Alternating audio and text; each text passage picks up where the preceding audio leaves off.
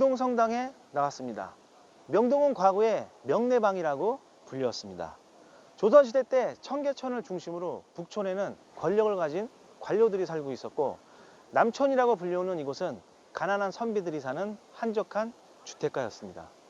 그런 이곳에 1784년 조선 천주교회가 창립되었습니다.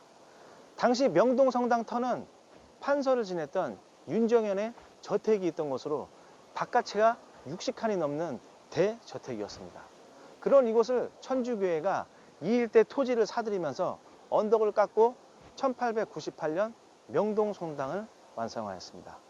공사 당시에는 도성이 훤히 보이면서 높은 건물에 위압감을 준다고 해서 공사가 중단되기도 했으나, 완공 이후에는 뾰족 건물이라는 장안의 명소가 되었습니다. 당시에는 이 일대가 언덕으로 쭉 있었는데 그 언덕을 깎고 오늘날의 명동성당이 들어선 것입니다. 120년 전 명동성당이 완공됐을 당시에는 주변에 보이는 높은 건물들이 없었습니다. 언덕 위에 명동성당이 우뚝 서 있었고, 주변에는 그 조선시대 가옥들이 낮은 층으로 형성되어 있습니다. 당시를 돌이켜보면 아주 웅장하게 서 있던 성당이었습니다. 이 명당성당이 들어선 이후에 일본 사람들이 들어오면서 명동의 역사가 시작되었습니다. 그 현장으로 가보겠습니다. 신세계백화점 앞으로 왔습니다. 제가 서 있는 이곳을 조선시대로 거슬러 올라가 보면 경복궁에서 이쪽을 바라봤을 때는 남대문 옆에 있는 변방지역이었습니다. 띄엄띄엄 가옥만 있을 뿐이었었는데, 이곳 명동이 발전한 것은 일본인들이 들어오면서부터 상업지역으로 발전했습니다. 그들이 들어오면서 은행, 백화점, 고급 상점들이 들어섰습니다. 앞에 보이는 한국은행은 1906년 조선은행이 있던 자리고요. 건너편에 구 SC 제일은행 자리는 조선 상업은행이 있던 자리입니다. 옆에 신세계백화점은 1930년대 미스코시 백화점이 있던 자리고, 또 옆에 중앙우체국 자리는 경성우편국이 있던 자리입니다. 이렇듯 현재에도 이 앞에 있는 건물 3개만 보면 100년이 지났는데도 시간이 멈춘 듯이 그대로 건물들이 남아 있습니다.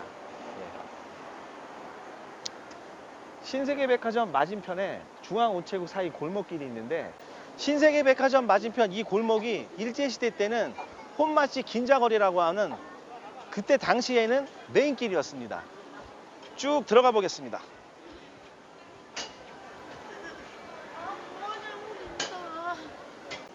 제가 쭉 걸어가고 있는 이 길이 과거에는 충무로까지 습하고 비만 오면 질어서 진흙이 있다고 해서 진고개라고 하였습니다. 현재 그 세종호텔 지나서 거리였었는데, 이 거리를 일본 사람들이 1906년에 통으로 밀면서 아스팔트를 깔았습니다. 이렇게 아스팔트를 깔면서 상점들이 하나씩 둘씩 들어온 거예요. 그러니까 결국에 따지고 보면 이 명동을 일본 사람들이 만들었다고 보시면 됩니다. 저 입구로 한번 가보실까요? 조선시대 서울의 공식 명칭은 한성부였습니다. 사람들은 한양이라고도 불렸습니다. 1910년 일제가 한성부를 경성부로 바꾸고 경기도를 편입시키면서 위상을 낮추었습니다. 당시에 경성의 인구가 44만 명이었는데 일본인의 비중이 25%에 해당됐습니다.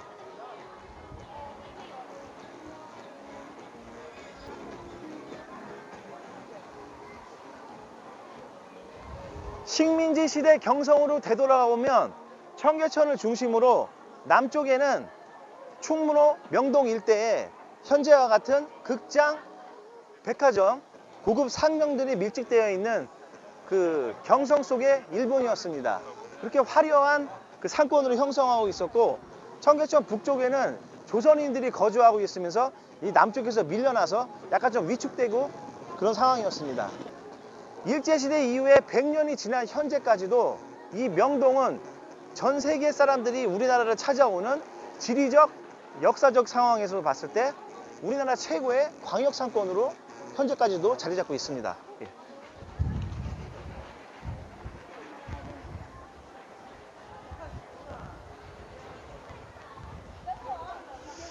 지금 상황에서 봤을 때는 그 청계천을 중심으로 해서 관철동 상권이 먹자 유흥으로 좀 화려하잖아요. 그 위쪽으로 올라가면 이제 북촌이나 저희가 갔던 인사동 이런 걸 보면 그 한데, 이 청계천 남쪽으로 봤을 때도 현재 그 명동 상권이 계속 이렇게 보시면 화려합니다. 이게 그때와 그렇게 달라진 건 없는 거예요.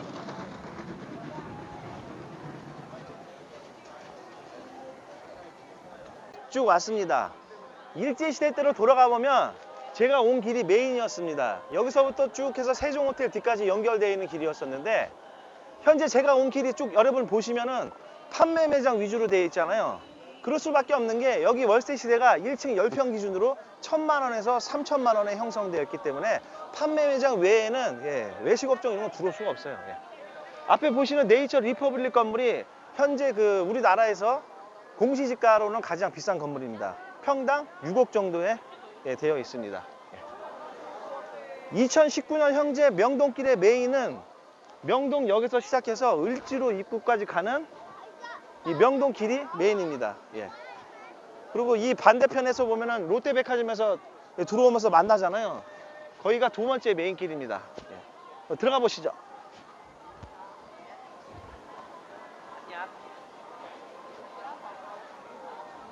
쭉 들어가는데 그 여기에 월세 시세는 1층 10평 기준으로 4천에서 7천만 원에 형성되어 있습니다.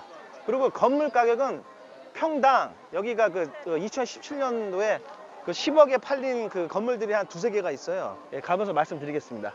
그래서 이쪽은 월세 시세로 봤을 때는 판매 매장 외에는 들어올 수가 없는 상황이고, 그게 어떻게 보면 홍보나 이런 게 지금 여기 그 외국인들이 많잖아요. 뭐 아시아권을 봤을 때도 이 사람들이 그 나라에서 홍보가 되니까 그런 차원에서 지금 가게들이 형성되어 있는 겁니다.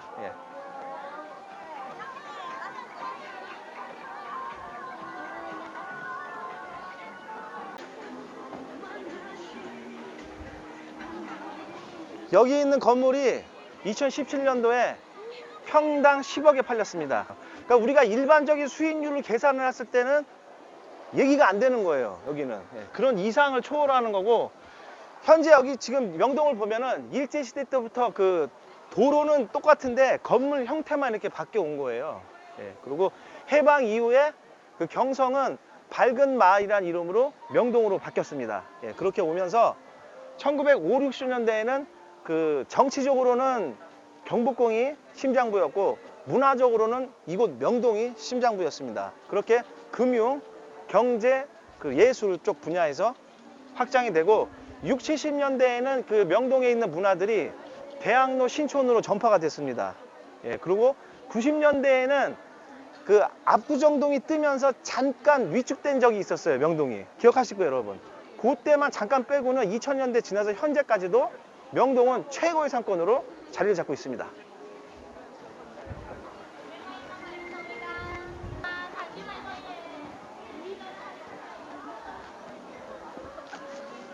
저 아래로 내려가면은 그 랜드로버 옛날 매장 있었잖아요. 그 건물도 평당 10억에 팔렸었어요. 이 가운데 이 자판들이 한때는 없애네 마네 막 말들이 많았잖아요. 이 사람들이 강력하게 항의를 해가지고 이게 있는 거고, 또 이게 있으면서 그 관광객들이 왔을 때 먹거리가 있으니까 또 이게 한몫한다고 하더라고요. 근데 이게 지금 사실 보면은 이 주변에서 장사하는 사람들 입장에서 보는 이해가 안 되는 건데, 어떻게 그냥 뭐 상생하면서 가는 것 같습니다. 이 자리들도 권리금 되게 비싸요. 우리가 그 일반적인 그 웬만한 광역 상권보다도 권리금이 굉장히 비쌉니다, 여기.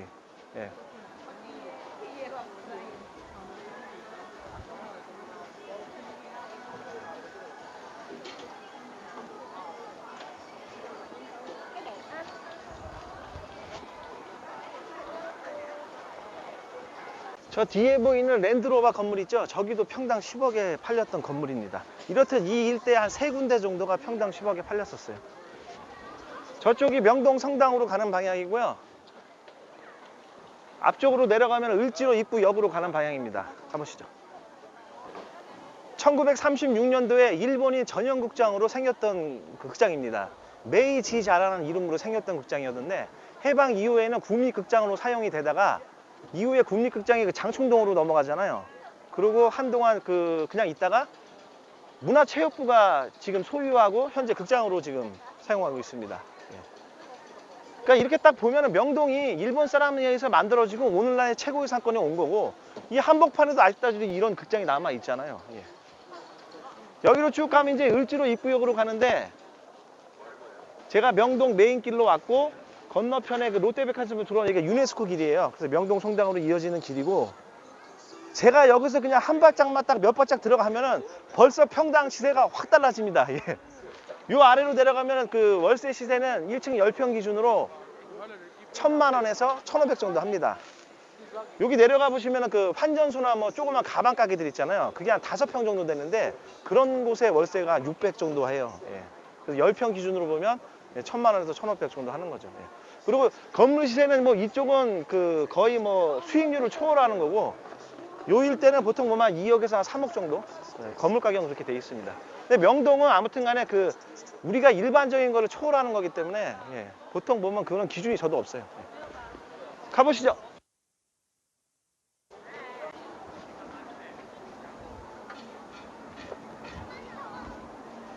유네스코 길 입구로 왔습니다. 예, 반대편으로 온 거예요.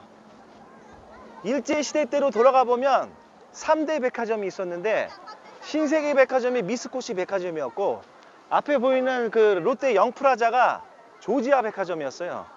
그리고 종강역에는 화신백화점이 있었습니다. 이렇게 3대 백화점이 있었는데, 1964년도에 조지아 백화점은 미도파 백화점으로 바뀌고, 그 미도파 백화점이 2002년도에 롯데가 인수하면서 롯데 영프라자로 바뀌었습니다. 예. 그러니까 그때 보면은 그 조선인 최초의 그 한국인의 그 백화점이 제가 종로편에서 말씀드렸던 화신백화점이에요. 그래서 의미가 있는 거고 대단한 거예요. 예. 이 청계천 남쪽으로 다 일본판이었었는데 유일하게 그 조선인이 세운 최초의 그 화신백화점. 예, 대단합니다. 박수로 쳐주고 싶습니다. 예. 아무튼 간에 그 남쪽으로 봤을 때는, 이 청계천 남쪽으로 봤을 때는 이 일대는 뭐 일본판이었죠. 예. 그래도 하여튼 오늘날까지 이렇게 온 거고, 그 뒤에 이 자라 건물 있잖아요. 여기는 그 코스모스 백화점이 있었어요. 예. 그러니까 이렇게 가까운 거리에 백화점들이 많이 있었습니다. 예. 요 골목으로 가시면은 그 중국 대사관이 있거든요. 그 대사관 쪽으로 가보겠습니다. 중국 대사관 자리입니다. 1882년에 이모군란이 일어나면서 청나라 군대가 들어오잖아요. 그러면서 이 자리에 자리를 딱 잡아요. 그러면서 이 땅을 사들입니다. 그리고 쭉 가다가 그 구반말 이후부터 중국하고 대만이 같이 썼어요. 대사관으로. 중국은 총영사관이고 대만은 대사관으로 쭉 사용했습니다. 굉장히 넓은 부지예요.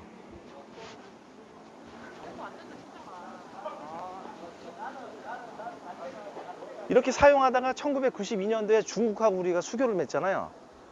그때 대만은 빠지고 중국에서 이제 그 대사관으로 이제 사용한 거죠.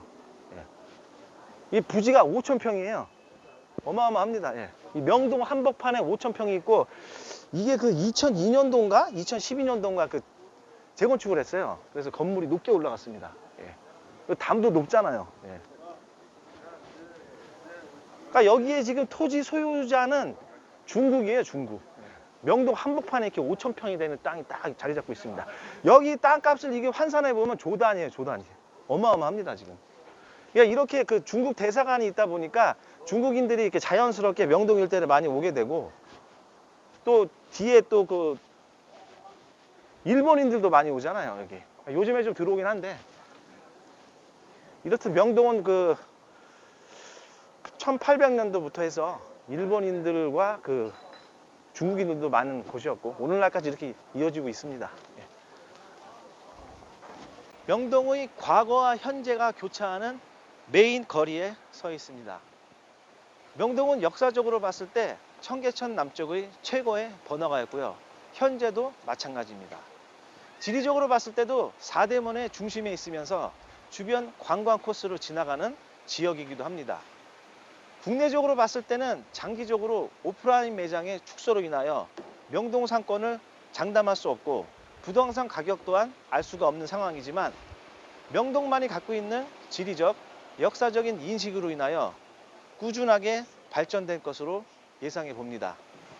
예, 지금까지 2019년 한 해 제가 여러 가지 상권을 가봤는데요. 개인적으로는 부족한 점이 많이 있었고 또 제 개인적인 생각이었기 때문에 여러분들하고 생각이 다를 수도 있습니다. 그렇지만 내년 한 해는 좀 더 발전된 모습으로 찾아뵙겠습니다. 예, 새해 복 많이 받으시고요. 다음 편에 뵙겠습니다. 감사합니다.